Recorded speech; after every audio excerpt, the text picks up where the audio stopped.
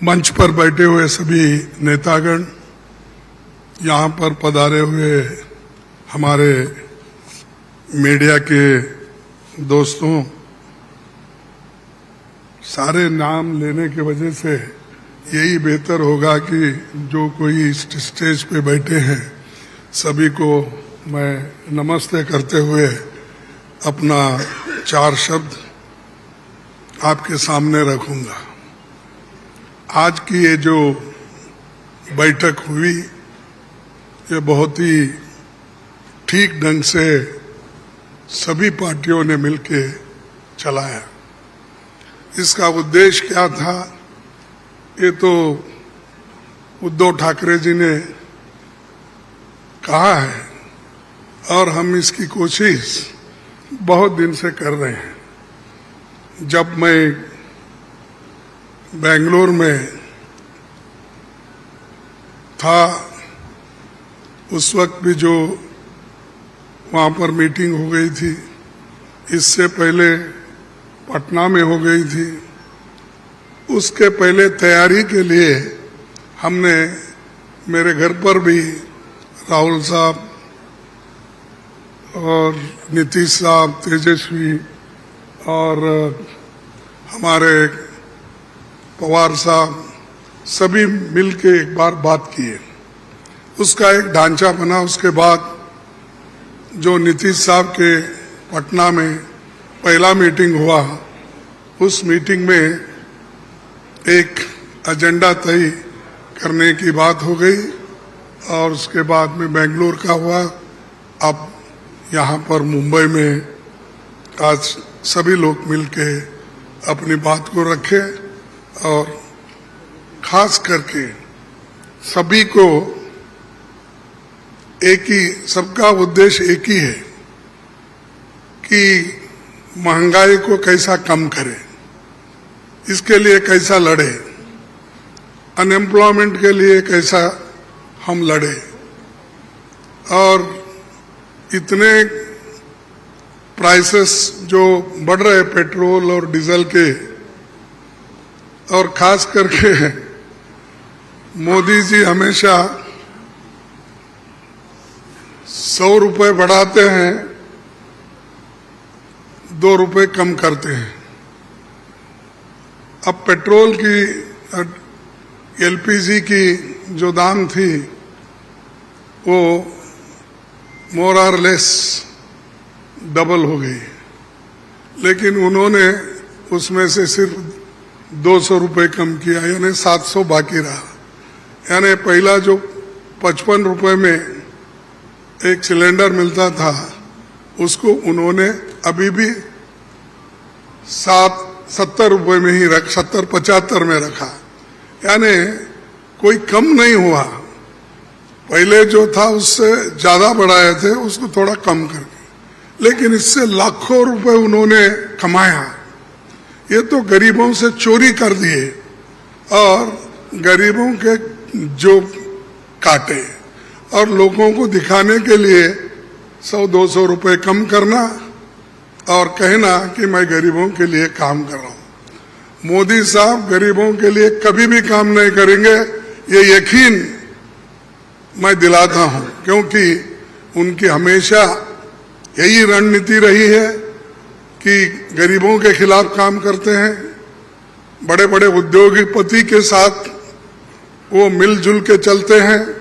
और यहाँ पर तो कल ही एक रिपोर्ट आपके सामने राहुल गांधी जी ने रखा था, अडानी की संपत्ति बढ़ गई कैसी, बढ़ाए कौन, और कैसा आज कम से कम 75,000 करोड़ रुपए गरीबों के जो पैसे थे उनके जेब में कैसा गया, ये सारी चीजें उन्होंने बताया। तो ये जो है, इसके खिलाफ लड़ने के लिए जो बड़े बड़े सरमाएदार हैं और उनको जो पैसा जा रहा है हमारा गरीब का, तो उसको रोकने के लिए इंडिया जीतना जरूरी है। और इंडिया जीतने के लिए ही इस मंच पे सभी लोग बैठे हैं।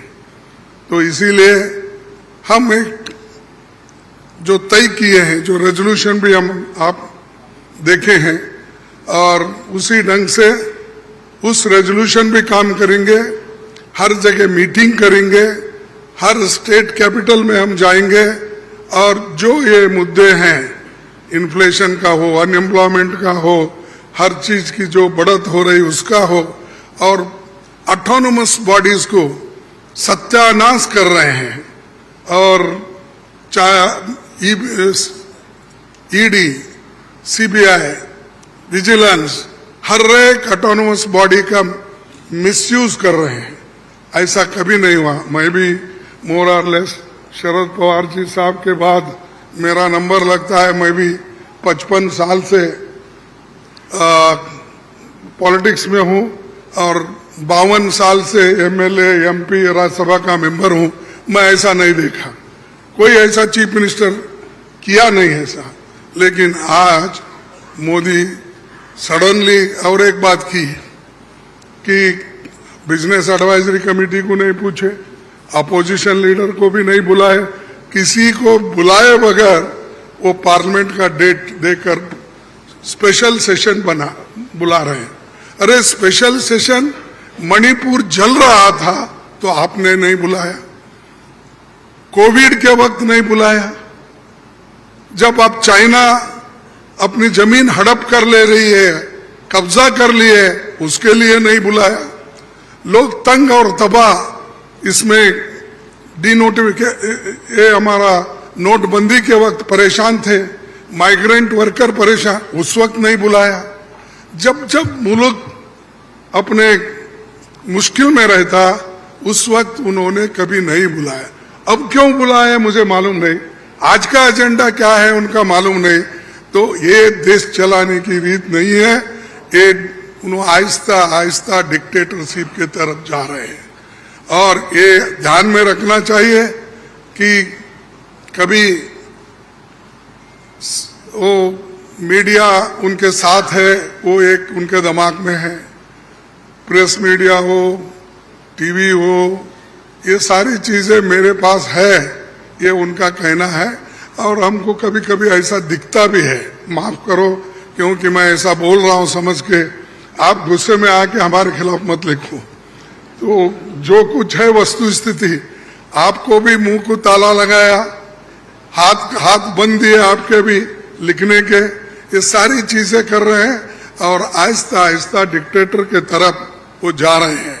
तो हम इसके खिलाफ लड़ने के लिए, उनके विचारधारा के खिलाफ लड़ने के लिए, उनके जो कुछ भी ये करप्शन, बड़े करप्शन, उनके जो इंस्टीट्यूशनल करप्शन होते हैं, ऐसा छोटा मोटा करप्शन वो नहीं करते, लोगों को नहीं दिखना वो पूरा। लेकिन सीएजी रिपोर्ट में दिखाया है कितने करोड़ घपले हो गए हैं। तो उनका करप्शन इनविजिबल है और वो हमेशा अपनी बात ये कहते हैं कि मैं किसी को न खाऊंगा न किसी को खाने दूंगा। लेकिन खाने तो सबको दे रहे हैं, अपने को जो चाहते हैं उनको तो दे रहे हैं, लेकिन लोगों को भूखे मार रहे हैं, लोगों को कुछ नहीं दे रहे। तो इसके लिए हम आवाज उठाए और उसके तहत हम काम करना है। आगे भी हमारी कहाँ मीटिंग होगी हम तय करने वाले हैं, जल्द से जल्द वो भी मीटिंग होगी। और बाकी के जो विषय हम आपके सामने रखे मुद्दे, उनके ऊपर हम लड़ते रहेंगे। वो डराने की कोशिश करते हैं, हम डरेंगे नहीं, ये हमारा वायदा है। और हम हमेशा लड़ते रहेंगे और जीतते रहेंगे। और आज मुंबई में जो हमारे महाराष्ट्र विकास आघाड़ी जो ये स्टेप लेकर हमको बुलाए हैं, उद्धव जी लीड लिए हैं और बाकी कांग्रेस पार्टी और एनसीपी सभी ने मिलके ये जो एक यहाँ पर कार्यक्रम रखा और बहुत यशस्वी हुआ। इसलिए मैं उन महाराष्ट्र विकास आघाड़ी के सभी नेताओं को धन्यवाद देता हूँ और आप सभी को भी मैं धन्यवाद देता हूँ, क्योंकि आगे की और भी मीटिंग्स हैं, वो डेट टाइम सभी बताएंगे और कहाँ मीटिंग हमारी होगी बहुत से 5-6 जगह पब्लिक मीटिंग होगी, वो भी हम आपको बताएंगे और काम करते रहेंगे और मजबूती के साथ काम करते रहेंगे। इसको ढीला करने की कोशिश मोदी जी कितना भी कोशिश करे, हम वो डरने वाले नहीं है। इसीलिए मैं इतना ही कहूँगा कि उन्होंने तो हमेशा मोदी जी झूठ बोलते ही रहते हैं, लेकिन लोग उनको सच समझते हैं। लेकिन अभी भी मराठी में एक कहावत है, खोटा बोला पण रेटून बोला, तो ऐसा उनका है। इसीलिए सब झूठ बोलते जाते हैं, लोगों में भ्रम डालते हैं, तो वो सबको हमको एक्सपोज करना है, हम करते रहेंगे। धन्यवाद।